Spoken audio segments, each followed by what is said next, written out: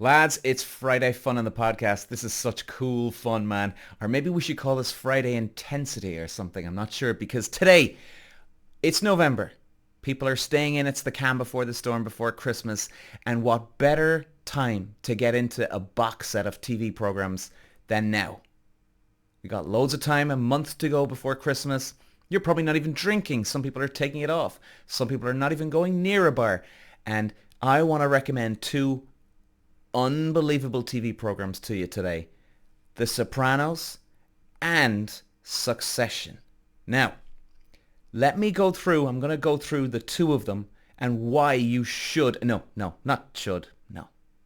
Why you need, whether you're a man or woman, I don't care what age you are, man or woman, everybody needs to watch these two TV programs. And I've been back and forth. I didn't know which ones to go for.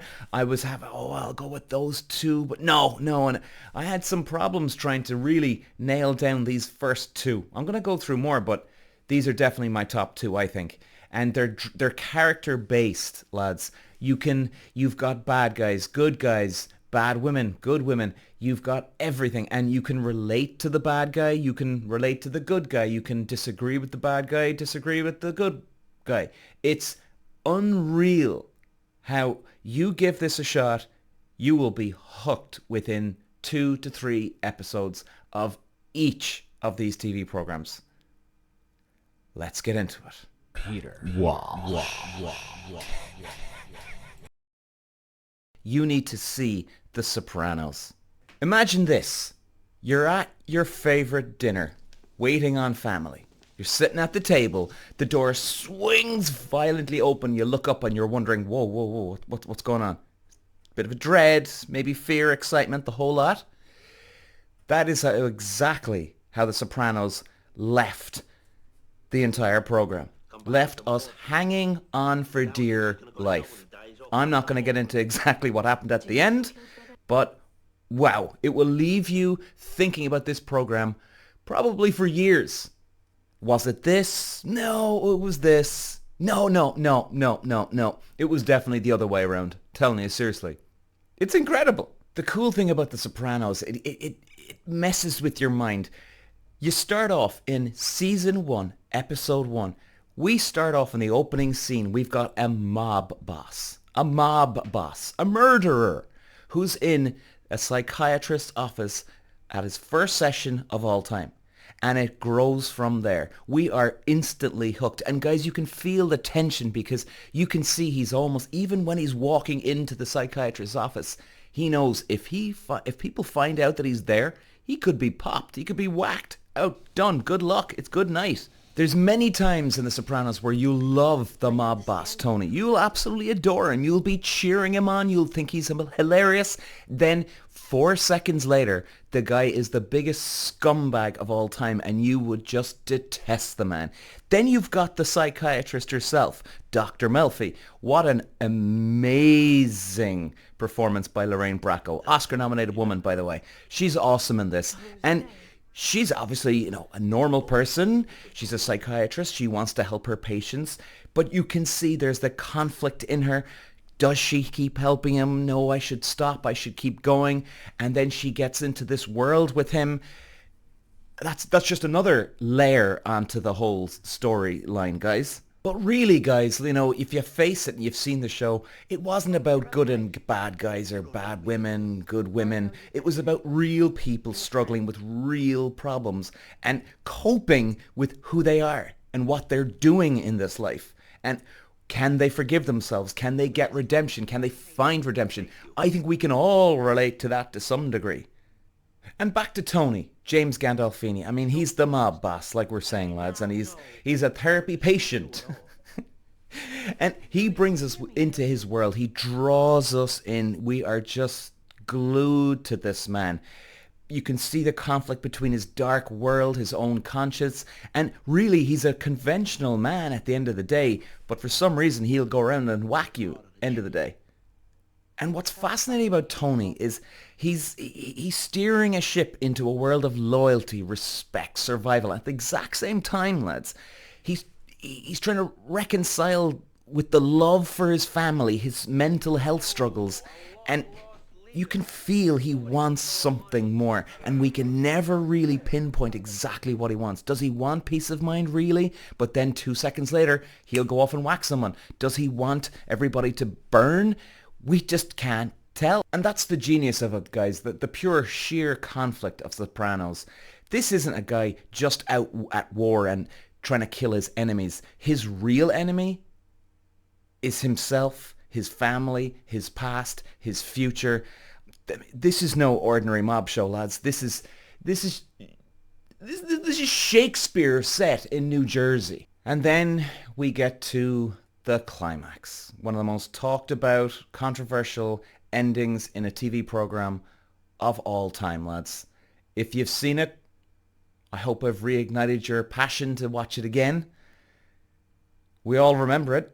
If you haven't seen it, of course, lads, we're not giving any spoilers away here for you. To sum it up, lads, The Sopranos doesn't give us answers to anything. It raises questions at every minute through the whole entire series. Only questions.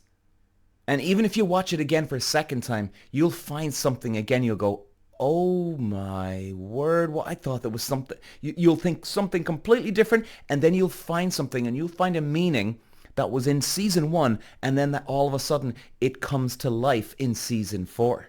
It really gives us the question of true resolution. Is it possible? Is it possible really? Maybe it isn't always possible. But guys, that's why The Sopranos, it lives in our mind and culture. It's a mirror of our own struggles. We can relate so much to Tony, Carmela the wife, AJ the son, Meadow the daughter, all the mafia guys, all the mob guys. You can really see the humanity of all of us. And in many ways, you kind of question yourself. You're thinking, oh my word, I'm supporting a mob boss here. But at the end of the day, we all know it's a TV program. So there's a lot of funny moments. There's a lot of very tense moments. There's a lot of ugly moments. But one thing's for sure. Whether you're a man or a woman, if you haven't seen The Sopranos, you've just missed out on one of the greatest TV programs of all time. Now, ladies and gents, if you have not seen this TV program, well, this is another classic that you need to watch instantly. Or if you're going to watch The Sopranos, well, you need to get into this because this will rock your socks, baby. Succession. What an incredible, disturbing TV show. Imagine a world where loyalty is nothing. Imagine where your own family is your greatest competition. They're trying to take you down, chop you to pieces, in a million pieces, every day of the week. And betrayal is like going to the shop for a pint of milk. It's nothing to these people. Take a seat at the table of America's wealthiest, most dysfunctional family in Succession, lads, because this series somehow manages to be unbelievably funny, unbelievably real, and I think a lot of you out there will actually relate to this to some degree. I mean, every character in this program is twisted and disturbing, but even when I was watching it, even I said, jeez, he kind of reminds me of myself there. Oh, and I had my hands in my lap. I was rocking back and forth going, no, I'm not like him. Like, it actually really did get to me, lads, because there was one scene in the first season that I just went, no way. Then again, I only really snapped out of it until I realized I kind of had a bit of the other brother as well. As in, guys, there's 3 brothers, 1 sister. And for some reason, you can relate to all brothers and sisters of some degrees in certain scenarios. I mean, definitely a disturbing TV program. Okay, so guys, Succession. At the heart of the whole TV series, you've got the main big man, the big chief, Roy Logan. And why were this guy's a piece of work? It is incredible. And it's amazing, guys, because I won't say anything, but something happens in the first episode of the first season that actually, if this didn't happen, it would not tee up the entire series. So there's a very, very important pivotal scene that exposes Kendall's kids. Roy's kids. I mean, and because then when this thing happens in episode 1, you then see the kids coming together, fighting each other, pulling away from each other. I mean, it's unbelievable. It's back, forth, in, out, up, down, left, right, north, south, east, west. It's incredible. I mean, and talk about the kids. I mean, Logan Roy's a piece of work, lads. But Kendall, Roman, Schiff, and Connor, talk about disturbing, entitled kids.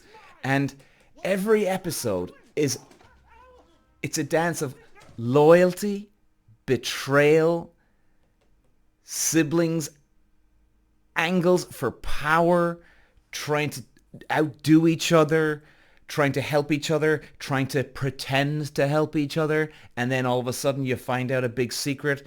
Then you've got the husbands of the kids, the wives of the kids, the exes of the kids, and the problem is Logan's empire was built on ruthlessness, and then you see as well he's got that conflict. The father, Logan, he's a ruthless guy. His whole empire is built on ruthlessness. And you can see him. You wonder, does he love his kids? Yeah, of course he does. But then 5 minutes later, you're like, geez, does he really? Maybe I'm wrong here. But then you think, no, it's actually that he just wants them to be tougher. So, I mean, every moment you're just constantly guessing about their loyalty, their love for each other. And what you'll find, guys, is each season builds on the last. So everything is connected. Everything is set up. You'll even see, and I think we spoke about this about The Sopranos, you'll see something happens in season 1 that, oh dear Lord, it comes back and haunts one of the main characters or a supporting character at the end in season 3 or in season 4, or it could even be coming into season 2, and then that episode, or that scenario affects someone else. But little did we know that this was teed up from the get-go. I mean, it is genius. I'm not going to spoil anything. It's some of the most intense TV scenes you'll ever see in your life. It's a boardroom showdown with stakes as high as life and death, but not quite at the same time. I mean, literally, guys, you'll know exactly what I mean when you see it. But it does feel like there's life and death here, because you do see at one stage that there's one of the characters you can see, oh, is he about to do himself? So, I mean, they just cut each other into pieces. Everything hangs in the balance.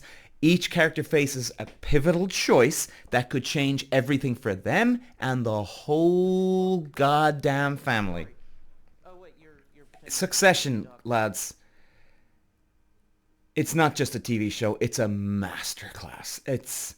It grabs you by the collar and just doesn't let go. It is about power, family, and the lengths people will go to secure their legacy no matter what the cost. If you're looking for a show that challenges your perspective on ambition, lads, and loyalty, Succession is it. Grab your popcorn, settle in, and let me tell you, you're going to be excited, deeply disturbed, because you might relate to some of these people on a very screwed up basis, or maybe not. But this is a must see, because they don't make TV programs like this anymore, lads. And they probably never will. Succession. Go see it. Peter. Wow.